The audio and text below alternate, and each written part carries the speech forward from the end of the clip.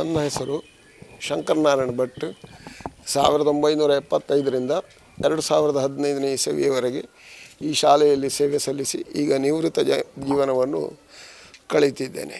ನಾನು 1975ನೇ ಇಸವಿಯಲ್ಲಿ ಜುಲೈ 21ರಂದು ಈ ಶಾಲೆಗೆ ಸೇವೆಗೆ ಸೇರಿರ್ತೇನೆ. ಆಗ ಈ ಶಾಲೆಯಲ್ಲಿ ಕೇವಲ 70 ಮಕ್ಕಳಿದ್ದು ಕೇವಲ ಒಂದು ಹಂಚಿನ ಮಾಡಿನ ಕಟ್ಟಡ ಮಾತ್ರ ಇತ್ತು. ಕ್ರಮೇಣ ಊರವರ ಒತ್ತಾಸೆಯ ಮೇರೆಗೆ ಅಧ್ಯಾಪಕರ ಪ್ರಯತ್ನದ ಫಲವಾಗಿ 1978, 89 ಅಂತ ಸರಿ ನನಗೆ ನೆನಪು ಬರುವುದಿಲ್ಲ, ಹಿರಿಯ ಪ್ರಾಥಮಿಕ ಶಾಲೆಯಾಗಿ ಇದು ಮಾರ್ಪಟ್ಟಿತು. ನಾನು ಸೇವೆಗೆ ಸಲ್ಲಿಸುವಾಗ ಇಲ್ಲಿ 3 ಅಧ್ಯಾಪಕರು ಇದ್ದೆವು. ಹಂತ ಹಂತವಾಗಿ ಬೆಳೆದು ಪೂರ್ಣ ಪ್ರಮಾಣದ ಹಿರಿಯ ಪ್ರಾಥಮಿಕ ಶಾಲೆ ಆಗಿ ಪರಿವರ್ತನೆ ಆದಾಗ ಇಲ್ಲಿ 6 ಮಂದಿ ಅಧ್ಯಾಪಕರು ಸೇವೆಯಲ್ಲಿ ತೊಡಗುವಂತಾಯಿತು. ನಾನು ಸೇರುವಾಗ 69 ಮಕ್ಕಳ ಸಂಖ್ಯೆ ಇತ್ತು. ಇದು ಬೆಳೆದು 300ಕ್ಕಿಂತಲೂ ಹೆಚ್ಚಿನ ಸಂಖ್ಯೆಗೆ ಮೀರಿತು. ಊರವರ ಹಳೆ ವಿದ್ಯಾರ್ಥಿಗಳ ಆಗಿನ ಶಾಲಾ ಆಡಳಿತ ಮಂಡಳಿಯ ಪ್ರಯತ್ನದ ಫಲವಾಗಿ 1983ರಲ್ಲಿ ಸ್ವರ್ಣ ಮಹೋತ್ಸವ, 1993ರಲ್ಲಿ ವಜ್ರ ಮಹೋತ್ಸವ ವಿಜೃಂಭಣೆಯಿಂದ ಆಚರಿಸಲಾಗಿದೆ. ಈ 2 ಸಂದರ್ಭಗಳಲ್ಲಿ ಕೂಡ ಸ್ಮರಣ ಸಂಚಿಕೆಯನ್ನು ಬಿಡುಗಡೆಗೊಳಿಸಲಾಗಿದೆ. ಶೈಕ್ಷಣಿಕ ವಿಚಾರಗೋಷ್ಠಿಯನ್ನು ನಡೆಸಲಾಗಿದೆ.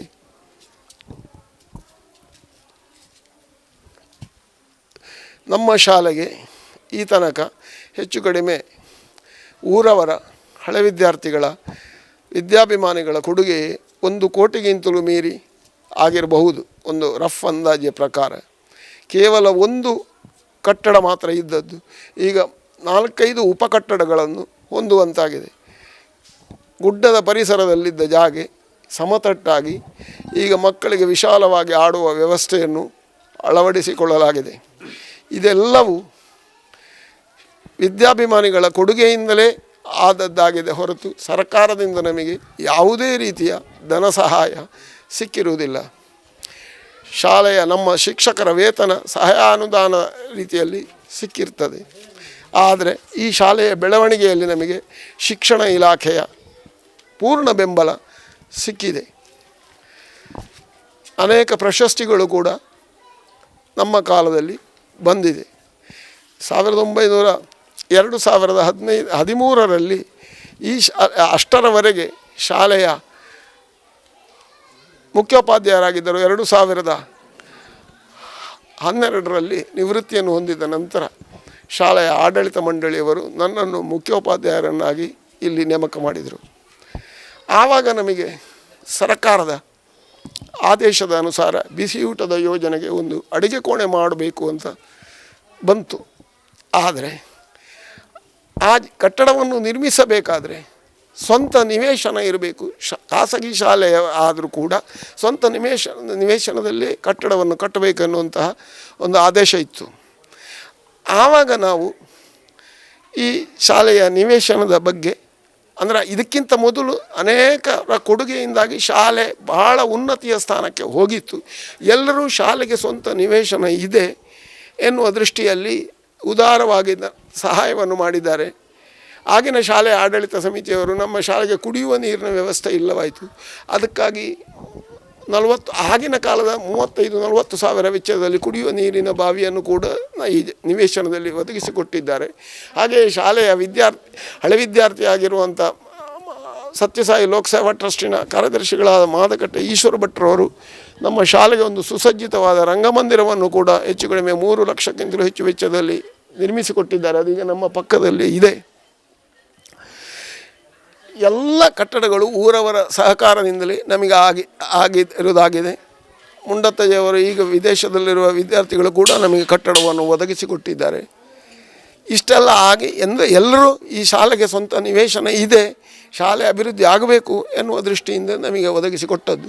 ನಾನು ಮುಖ್ಯೋಪಾಧ್ಯಾಯರಾಗುವ ಸಂದರ್ಭದಲ್ಲಿ ಬಿಸಿಯೂಟದ ಕೊಠಡಿಯನ್ನು ನಿರ್ಮಿಸಲಿಕ್ಕೆ ಸ್ವಂತ ನಿವೇಶನ ಬೇಕು ಅಂತ ಆದಾಗ ಸ್ವಂತ ನಿವೇಶನ ಇಲ್ಲ, RTCಯನ್ನು ತೆಗೆದುಕೊಡುವಾಗ ಅದು ಶಾಲೆಯ ಮೊದಲು ಮುಖ್ಯೋಪಾಧ್ಯಾಯರಾಗಿದ್ದ ನರಸಿಂಹ ಭಟ್ರ ಹೆಸರಿನಲ್ಲಿ ಈ ಜಾಗೆ ಇರುವುದು ನಮಗೆ ತಿಳಿದು ಬಂತು.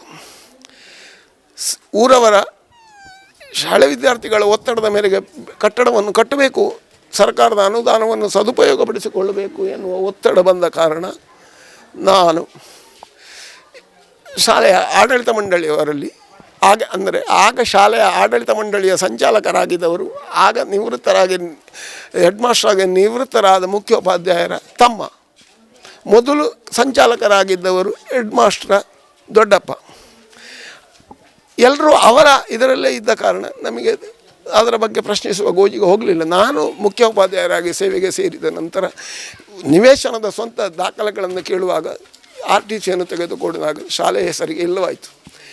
ಇಲ್ಲವಾದಲ್ಲಿ ನಾವು ಹೇಗೆ ಕಟ್ಟಡ ಕಟ್ಟುವುದು? ಆಡಳಿತ ಆಗ ಹೆಡ್ ಮಾಸ್ಟರ್, ರಿಟೈರ್ಡ್ ಆದ ಹೆಡ್ ಮಾಸ್ಟರ್ ತಮ್ಮ ಸಂಚಾಲಕರಾಗಿದ್ದು, ಅವರ ಹತ್ರ ಕೇಳಿದಾಗ ಉಂಟು ಅಂತ ಹೇಳಿದರು. ಪುನಃ ಪರಿಶೀಲಿಸಲಾಗಿ ಇಲ್ಲ, ಅದು ನಿಮಗೆ ಕಟ್ಟಡ ಕಟ್ಟಬಹುದಲ್ಲ, ನಾವೇನು ಆಕ್ಷೇಪ ಮಾಡುವುದಿಲ್ಲ ಅದಕ್ಕೆ ಅಂತ ಹೇಳಿದರು. ನಾನು ನಿವೃತ್ತಿ ಅಂಚಿಗೆ ಸೇರಿದ್ದೆ.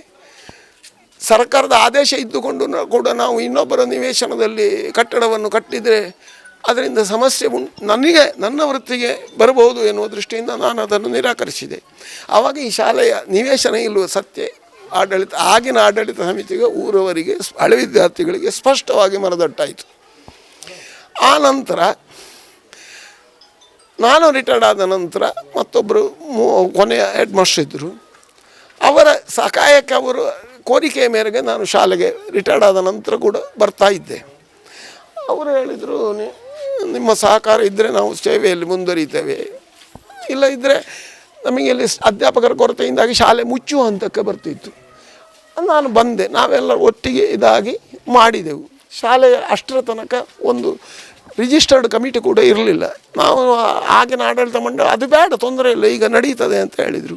ಅದರ ನಂತರ ಸೇರಿದವರೆಲ್ಲ ಸೇರಿ ನಾವು ಈ ಆಡಳಿತ ಕಮಿಟಿಯವರನ್ನು ರಿಜಿಸ್ಟರ್ಡ್ ಮಾಡಿದೆವು. ಆಮೇಲೆ ಅದಕ್ಕೆ ಬೈಲಾಸ್ ಎಲ್ಲ ಮಾಡಿದ್ದೇವೆ, ಅಡ್ಮಿಷನ್ ಫೀಸ್ ಇಟ್ಟುಕೊಂಡಿದ್ದೇವೆ, ಎಲ್ಲ ವ್ಯವಸ್ಥಿತವಾಗಿ ಈಗ ನಡೆಯುತ್ತಾ ಉಂಟು. ಆದರೆ ನಮ್ಮ ಸಮಸ್ಯೆ ಏನು ಅಂತ ಹೇಳಿದರೆ, ಇಷ್ಟೆಲ್ಲ ಕುಡಿಯುವ ಬಾವಿ, ಕಟ್ಟಡಗಳು, ಕ್ರೀಡಾಂಗಣ ಮತ್ತು ಇದು ಎಲ್ಲ ಇರುವ ಜಾಗ ನಮ್ಮ ಶಾಲೆಯ ಹೆಸರಿಗೆ ಇಲ್ಲ. ಮೊದಲೇ ನಾನು ನಿವೃತ್ತ ಹೆಡ್ ಮಾಸ್ಟರ್ ನಮಗೆ 4-5 ಮಂದಿ ಲಾಯರ್ ನೋಟಿಸ್ ಕೊಟ್ಟಿದ್ದಾರೆ, ನೀವು ಶಾಲೆಯನ್ನು ಕನ್ನಡ ಮಾಧ್ಯಮವನ್ನು ಮಾತ್ರ ಮಾಡಬೇಕು, ಇಂಗ್ಲೀಷ್ ಮಾಧ್ಯಮ ಮಾಡಬಾರ್ದು, ಇಂಗ್ಲೀಷ್ ಮಾಧ್ಯಮ ಮಾಡುವುದಕ್ಕೆ ನಮ್ಮ ಹೆತ್ತವರ ವಿರೋಧ ಇದೆ, ಹಾಗೆ ಮಾಡಬಾರ್ದು ಅಂತ ಲಾಯರ್ ನೋಟಿಸ್ ಎಲ್ಲ ಕೊಟ್ಟಿದ್ದಾರೆ. ನನ್ನನ್ನು ಕೂಡ ಬದಲಾದ ಆಡಳಿತ ಮಂಡಳಿಯ ಸಮಿತಿಗೆ ಸೇರಿಸಿದರು. ಆ ಪ್ರಕಾರ ನಾವು, ಆದರೆ ಊರಿನವರ ಶಿಕ್ಷಣಾಭಿಮಾನಿಗಳ ಒತ್ತಾಸೆ ಇತ್ತು ಇಲ್ಲಿ ಇಂಗ್ಲೀಷ್ ಮೀಡಿಯಂ ಮಾಡಬೇಕು ಅಂತ. ಆದರೆ ನಮಗೆ ಸ್ವಂತ ನಿವೇಶನ ಇಲ್ಲದೆ ಮಾಡುವುದು ಹೇಗೆ ಎನ್ನುವ ದೃಷ್ಟಿಯಿಂದ ನಮಗೆ ಅದನ್ನು ಮಾಡಲಿಕ್ಕೆ ಆಗಲಿಲ್ಲ. ಒಂದು ಕಾಲದಲ್ಲಿ ನಾವು ಅಪ್ಲಿಕೇಶನ್ ಕೂಡ ಡಿಪಾರ್ಟ್ಮೆಂಟಿಗೆ LKG ಮತ್ತು UKG ಮಾಡಲಿಕ್ಕೆ ಕೊಟ್ಟಿದ್ದೇವೆ. ಅದು ಕೂಡ ಶಾಲೆಯವರ ಒಪ್ಪಿಗೆ ಪತ್ರ ಇಲ್ಲದೆ ಆಗುವುದಿಲ್ಲ ಅಂತ ಆದ ಕಾರಣ ನಮ್ಮ ಅಪ್ಲಿಕೇಶನ್ನು ರಿಜೆಕ್ಟ್ ಆಗಿದೆ. ಅಂಥ ಸಂದರ್ಭದಲ್ಲಿ ಆಗಿರುವಾಗ ನಮಗೆ ಇಂಗ್ಲೀಷ್ ಮಾಧ್ಯಮದ ತರಗತಿಗಳನ್ನು ತೆರೀಲಿಕ್ಕೆ ಆಗಲಿಲ್ಲ. ನಾವು ಶಾಲೆಯನ್ನು ನಡೆಸ್ತಿದ್ದೆವು. ನಮಗೆ ಅಧ್ಯಾಪಕರ ಸಂಖ್ಯೆ ವರ್ಷದಿಂದ ವರ್ಷಕ್ಕೆ ಚಿಕ್ಕದಾಗುತ್ತಾ ಬಂತು. ಕೇವಲ ಇಲ್ಲಿ ಇದ್ದ ಮೊದಲಿನ ಕಾಯಂ ಶಿಕ್ಷಕರೆಲ್ಲ ನಿವೃತ್ತಿ ಆದ ನಂತರ ಇಲಾಖೆಯ ಮೂಲಕ ಪ್ರಯತ್ನಿಸಿ ಹರೀಶ್ ಕುಮಾರ್ ಎನ್ನುವರನ್ನು ನಿಯೋಜನೆಯ ಮೇಲೆಗೆ ನಮ್ಮ ಶಾಲೆಗೆ ಈಗ ಒದಗಿಸಿಕೊಟ್ಟಿದ್ದಾರೆ. ಅವರ ನೇತೃತ್ವದಲ್ಲಿ ಆಡಳಿತ ಮಂಡಳಿಯವರ ಹಳೆ ವಿದ್ಯಾರ್ಥಿಗಳ ಬೆಂಬಲದೊಂದಿಗೆ ನಮ್ಮ ಶಾಲೆಯಲ್ಲಿ ಈಗ ಒಬ್ಬರು ಇಲಾಖಾ ಶಿಕ್ಷಕರು, 3 ಮಂದಿ ಗೌರವ ಶಿಕ್ಷಕರ ಸೇವೆಯೊಂದಿಗೆ ನಡೆಯುತ್ತಾ ಉಂಟು. ಇಂತಿರುವಲ್ಲಿ ನಮ್ಮ ಹಳೆ ವಿದ್ಯಾರ್ಥಿಗಳ ಪ್ರಯತ್ನದ ಫಲವಾಗಿ ನಾವು ಕಳೆದ ವರ್ಷ ಸ್ನೇಹ ಮಿಲನ ವಾರ್ಷಿಕೋತ್ಸವ ಬಹಳ ಅದ್ಧೂರಿಯಾಗಿ ನಡೆಸಿದ್ದೇವೆ. ನಮಗೆ ಆ ಜನಜಾಗೃತಿಯ ಪರಿಣಾಮವಾಗಿ ಪುನಃ ನಮಗೆ ಇದನ್ನು ಅಭಿವೃದ್ಧಿಪಡಿಸಬೇಕು ಎನ್ನುವ ಒಂದು ಒತ್ತಡ ಬಲವಾಗಿ ಬಂದ ಕಾರಣ ನಾವು ಆ ಬಗ್ಗೆ ಪ್ರಯತ್ನ ಪಟ್ಟೆವು. ಆವಾಗ ನಮಗೆ ಸ್ವಂತ ಜಾಗ ಇಲ್ಲಲ್ಲ, ಆದರೆ ಶಾಲೆಯ ನಿವೇಶನದ ಹತ್ತಿರ ಸರ್ಕಾರಿ ಜಾಗ ಇತ್ತು. ಆ ಸರ್ಕಾರಿ ಜಾಗೆಯನ್ನು ನಮ್ಮ ಇಲಾಖೆಯ ಮೂಲಕ ನಮಗೆ ಕೊಡಬೇಕು ಅಂತ ನಾವು ಪ್ರಯತ್ನ ಮಾಡಿದ್ದೇವೆ, ಅರ್ಜಿ ಸಲ್ಲಿಸಿದ್ದೇವೆ. ಅದಕ್ಕೆ ಸ್ಪಂದಿಸಿ ಇಲಾಖೆಯವರು ನಮ್ಮ ಶಾಲೆಗೆ 1 ಎಕರೆ 8 ಸೆಂಟ್ಸ್ ಸ್ಥಳವನ್ನು ಆಟದ ಮೈದಾನಕ್ಕಾಗಿ ಕಾದಿರಿಸಿದ್ದಾರೆ, ಅದನ್ನು ನಮಗೆ ಒದಗಿಸಿಕೊಟ್ಟಿದ್ದಾರೆ. ಅದರಲ್ಲಿ ನಮಗೆ ಆವಾಗ ನಾವು ಪ್ರಯತ್ನ ಮಾಡುತ್ತಿರುವಾಗಲೇ ಆಡಳಿತ ಮಂಡಳಿಯವರು ಸರ್ಕಾರಿ ಜಾಗೆಯನ್ನು ಕೊಡಲಿಕ್ಕೆ ಕೂಡುದು, ಅದು ನಮ್ಮ ಕುಮುಕ್ಕಿ ಅಂತ ಹೇಳಿದರು. ಆದರೆ ಸರ್ಕಾರದ ಅಧಿಕಾರಿಗಳು ಆ ಬಗ್ಗೆ ವಿಮರ್ಶಿಸಿ ನಮಗೆ ಅದನ್ನು ಈಗ ಸಹಾಯಕ ಆಯುಕ್ತರು ನಮಗೆ ಆ ಜಾಗವನ್ನು ಒದಗಿಸಿಕೊಟ್ಟಿದ್ದಾರೆ. ಮತ್ತು ಮಕ್ಕಳಿಗೆ ವಿಶ್ರಾಂತಿಯ ದೃಷ್ಟಿಯಲ್ಲಿ ಚಿಕ್ಕ ಪುಟ್ಟ ಮಕ್ಕಳಿರುವ ಕಾರಣ ಅಲ್ಲಿ ನಾವು ಒಂದು ಸಣ್ಣ ಕೊಠಡಿಯನ್ನು ಕ್ರೀಡಾ ಸಾಮಗ್ರಿಗಳನ್ನೆಲ್ಲ ಇಡಲಿಕ್ಕೆ ನಿರ್ಮಿಸಿ ಆವಾಗ ಕೂಡ ನೀವು ಸರ್ಕಾರಿ ಜಾಗದಲ್ಲಿ ಅನುಮತಿ ಇಲ್ಲದೆ ನೀವು ಕಟ್ಟಡ ಕಟ್ಟುತ್ತೀರಿ ಅಂತ ನಮ್ಮ ಮೇಲೆ ತುಂಬ ಲಾಯರ್ ನೋಟಿಸ್ಗಳು ಅರ್ಜಿಗಳೆಲ್ಲ ದಾಖಲಾಯಿತು. ನಾವು ಪಂಚಾಯತ್ನಿಂದ NOCಯನ್ನು ಪಡೆದಿದ್ದೇವೆ. ಶಿಕ್ಷಣ ಇಲಾಖೆಯವರ ಒಪ್ಪಿಗೆಯ ಮೂಲಕ ನಾವು ಇದನ್ನು ಮಾಡಿದ್ದೇವೆ. ಹೀಗಿರುವಲ್ಲಿ ಈಗ ಇತ್ತೀಚೆಗೆ ಒಂದು ವಾರಕ್ಕಿಂತ ಒಂದು 4 ದಿವಸಕ್ಕಿಂತ ಮೊದಲು ಈ ಶಾಲೆಯ ಈ 60 ಸೆಂಟ್ಸ್ ನಿವೇಶನದ RTC ಓನರು, ಅದು ನಮ್ಮ ನಮ್ಮ ಸ್ವಾಧೀನದಲ್ಲಿ ಉಂಟು, ಅವರು ನಮ್ಮ ಈ ಮೇಲಿನ ಶೌಚಾಲಯ ಮತ್ತು ಕಟ್ಟಡ ಮೈದಾನಕ್ಕೆ ಹೋಗದಾಗೆ ತಂತಿ ಬೇಲಿಯನ್ನೆಲ್ಲ ಅಳವಡಿಸಿದ್ದಾರೆ. ಅದಲ್ಲದೆ ಮತ್ತೆ ಇಲ್ಲಿ ರಾತ್ರಿ ಹಗಲು ಅದನ್ನು ಕಾಯುವುದು ಅಂತ ಕುಳಿತುಕೊಂಡು ಅವರ ಪೈಕಿಯವರು ಸಂಗಡಿಗರೆಲ್ಲ ಬಂದು ನಮ್ಮ ಮಕ್ಕಳಿಗೆ ಅಧ್ಯಾಪಕರಿಗೆ ಎಲ್ಲ ಪಾಠ ಮಾಡಲಿಕ್ಕೆಲ್ಲ ತೊಂದರೆ ಆಗ್ತಾ ಉಂಟು. ಈ ಬಗ್ಗೆ ನಾವು ಇಲಾಖೆಗೆ ತಿಳಿಸಿದ್ದೇವೆ, ಸಂಬಂಧಪಟ್ಟ ಇದನ್ನು ಪಡೆದಿದ್ದೇವೆ. ನಾವು ಯಾವುದೇ ಹಿಂಸಾತ್ಮಕ ಚಟುವಟಿಕೆಗಳಿಗೆ ಅಂಬು ಕೊಡಲಿಲ್ಲ, ಇನ್ನೂ ಕೊಡುವುದಿಲ್ಲ. ನಮ್ಮ ಉದ್ದೇಶ ಏನಂತ ಹೇಳಿದರೆ ಈ ಶಾಲೆ ಅಭಿವೃದ್ಧಿ ಆಗಬೇಕು, ಇದನ್ನು ಮುನ್ನಡೆಸಬೇಕು, ಈ ಊರಿನ ಮಕ್ಕಳಿಗೆ ಅದು ಒಂದು ಜ್ಞಾನದೀವಿಗೆಯಾಗಿ ಬೆಳಗಬೇಕು. ಆದರೆ ನಮ್ಮ ಈ ಶಾಲೆಯ ಜಾಗೆಯ ಓನರ್ ಅವರು ಯಾವ ರೀತಿಯಲ್ಲಾದರೂ ಇದನ್ನು ಮುಚ್ಚಿಸಿದರೆ ಅವರಿಗೆ ಆರ್ಥಿಕವಾಗಿ ತುಂಬ ಲಾಭ ಆಗ್ತದೆ ಎನ್ನುವ ದೃಷ್ಟಿಯಿಂದ ಅನೇಕ ರೀತಿಯ ಕುತಂತ್ರಗಳನ್ನು ಮಾಡ್ತಾ ಇದ್ದಾರೆ. ಇದನ್ನೆಲ್ಲ ಸಾರ್ವಜನಿಕರಿಗೆ, ವಿದ್ಯಾಭಿಮಾನಿಗಳಿಗೆ ತಿಳಿಸಬೇಕು ಎನ್ನುವಂಥ ಒಂದು ಆಸೆ, ಸತ್ಯ ಏನಡಗಿದೆ ಅದರ ಮೇಲೆ ನಮ್ಮ ಮೇಲೆ ಅವರು ದೂರುಗಳನ್ನು ಸರ್ಕಾರಿ ಜಾಗೆಯನ್ನು ನುಂಗಲಿಕ್ಕೆ ಹೊರಟದ್ದು ಅಂತ ಹೇಳ್ತಾ ಇದ್ದಾರೆ. ನಮ್ಮಲ್ಲಿ ಯಾರಿಗೂ ಈ ಜಾಗೆಯ ಅವಶ್ಯಕತೆ ಇಲ್ಲ. ಶಾಲೆ ಇರುವಲ್ಲಿವರೆಗೆ ಅದು ಮಕ್ಕಳಿಗೆ ಉಪಯೋಗ ಆಗಬೇಕು ಎನ್ನುವ ದೃಷ್ಟಿಯಿಂದ ನಾವು ಕೆಲಸ ಮಾಡುವುದು. ನಮಗೆ ವೈಯಕ್ತಿಕ ಲಾಭದ ಅಥವಾ ಆಸೆ ಆಕಾಂಕ್ಷೆಗಳು ಏನೂ ಇಲ್ಲ.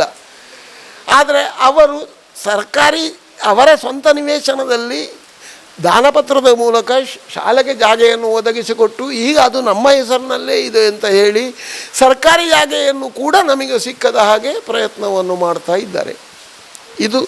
ಆದರೆ ಇದರಲ್ಲಿ ಮಕ್ಕಳಿಗೆ ಜ್ಞಾನದೀವಿಗೆಯನ್ನು ಕೊಡುವ ಒಂದು ಅವಕಾಶ ನಮಗೆ ಸಿಗಬಹುದು, ಒಳಿತ ಆಗಬಹುದು ಎನ್ನುವ ಹಾರೈಕೆ ನಮ್ಮದು.